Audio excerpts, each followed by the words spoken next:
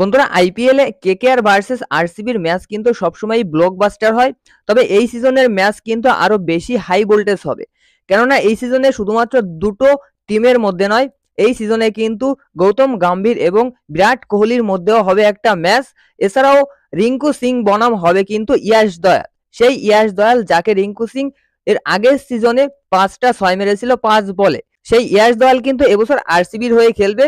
সুতরাং এই বছরে কেকেআর এবং আরসিবির ম্যাচ কিন্তু খুবই হাই ভোল্টেজ ম্যাচ হবে, দেখার মতো ম্যাচ হবে। তো চলুন দেখে নিই যে দুটো টিমের প্লেইং 11 কেমন হতে পারে, কোন টিমের কি স্ট্রেংথ এবং উইকনেস রয়েছে, সবকিছু এই ভিডিওতে দেখবো। তো সম্পূর্ণ ভিডিও দেখুন, আর ক্রিকেট সংক্রান্ত সমস্ত আপডেট পেতে আমাদের চ্যানেলটা অবশ্যই সাবস্ক্রাইব করে রাখুন। বন্ধুরা, কেকেআর এবং আরসিবি প্রথমে এই দুটো টিমের প্লেইং 11 আমরা দেখে নেব। তো চলুন প্রথমে আমরা কেকেআর এর প্লেইং 11 কেমন হতে পারে সেটা দেখে নিই। তো দেখো, কেকেআর এর দুজন বিদেশি ওপেনার খেলাতে পারবে না। দুজন বিদেশি ওপেনার খেলালে কেকেআর এর কিন্তু নারিন অথবা রাসেল যে কোনো একজনকে ড্রপ করতে হবে।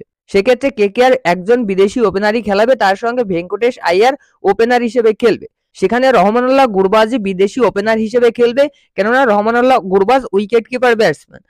তো প্লেইং 11 এর সম্পর্কে আসলে কেকেআর এর প্লেইং 11 এ থাকবে 1 নম্বরে রহমানুল্লাহ গুরবাজ উইকেট কিপার, 2 নম্বরে ভেঙ্কটেশ আইয়ার। তো রহমানুল্লাহ গুরবাজ এবং Venkatesh Iyer right hand left hand combination থাকছে ওপেনিং এ। 3 নম্বরে খেলছে নীতিশ রানা, 4 নম্বরে শ্রেয়াস আইয়ার, 5 নম্বরে রিঙ্কু সিং এবং 6 নম্বরে আন্দ্রে রাসেল। কেকেআর এর টপ 6 ব্যাটার কিন্তু এই 6 জন থাকছে। 7 নম্বরে থাকছে সুনীল নারিন, 8 নম্বরে থাকছে মিচেল স্টার্ক, আর 9 নম্বরে থাকছে হর্ষিত রানা, 10 নম্বরে বরুণ চক্রবর্তী এবং 11 নম্বরের প্লেয়ারটা কিন্তু ডিপেন্ড করবে গ্রাউন্ডের উপর। অর্থাৎ যদি ইডেন গার্ডেনে খেলা হয় তাহলে 11 নম্বরে একজন স্পিনার খেলাবে, যেমন সুয়াস শর্মাকে খেলাবে। আর যদি ম্যাচটা হয় ব্যাঙ্গালোরের এম চিন্নাস্বামী স্টেডিয়ামে, তাহলে কিন্তু সেখানে একজন পেসার খেলাবে, চেতন সাকারিয়াকে খেলাতে পারে। কেননা ইডেন গার্ডেন্সে হবে টার্নিং পিচ, আর এম চিন্নাস্বামী স্টেডিয়ামে কিন্তু হবে ফ্ল্যাট পিচ। তো কেকেআর এর প্লেইং 11 এরকমই থাকবে। আর যদি আমরা ইম্প্যাক্ট প্লেয়ারের সম্পর্কে আসি, তাহলে কেকেআর এর ইম্প্যাক্ট প্লেয়ার হিসেবে থাকবে মনীষ পান্ডে। একজন ব্যাটসম্যান যদি প্রয়োজন হয় তাহলে অবশ্যই মনীষ পান্ডে থাকবে। তারপর বৈভব অরোরা থাকবে এবং অনুকূল রায় থাকবে। অনুকূল রায় একজন অলরাউন্ডার এবং অফ স্পিনার।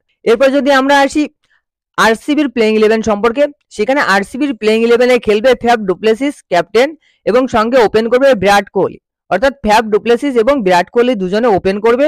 3 নম্বরে খেলবে রজত পাটিদার, 4 নম্বরে খেলবে গ্লেন ম্যাক্সওয়েল, 5 নম্বরে খেলবে ক্যামেরন গ্রিন, 6 নম্বরে খেলবে সুয়াস প্রভুদেশাই, 7 নম্বরে খেলবে দীনেশ কার্তিক উইকেট কিপার।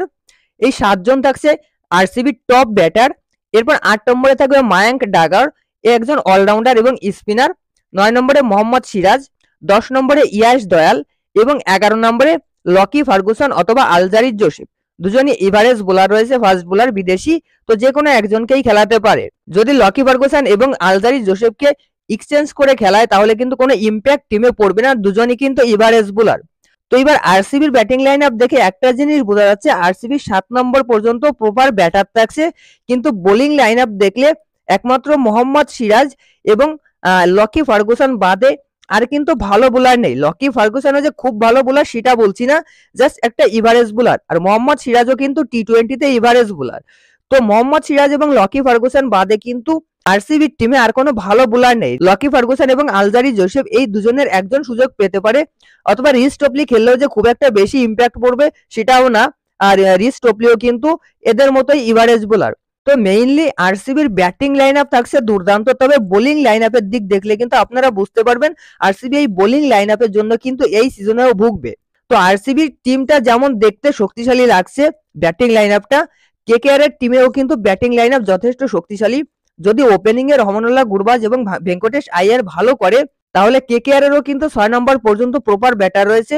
তার সঙ্গে কেকেআর এর এক্সট্রা সুবিধা থাকছে, সেটা হচ্ছে মিচেল স্টার্কের মতো একজন বিদেশি ফাস্ট বোলার রয়েছে, আর বরুণ চক্রবর্তী এবং সুয়াস শর্মা মতো দুজন ভালো কোয়ালিটি ইন্ডিয়ান স্পিনার রয়েছে।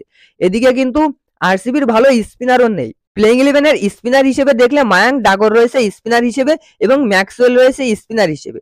তো ম্যাক্সওয়েল এবং মায়াঙ্ক ডাগর দুজনই কিন্তু পার্ট টাইম স্পিনার, সুতরাং এর দ্বারা কিন্তু খুব একটা ইম্প্যাক্ট পড়বে না, আরসিবি কিন্তু স্পিনার নিয়েও ভুগবে।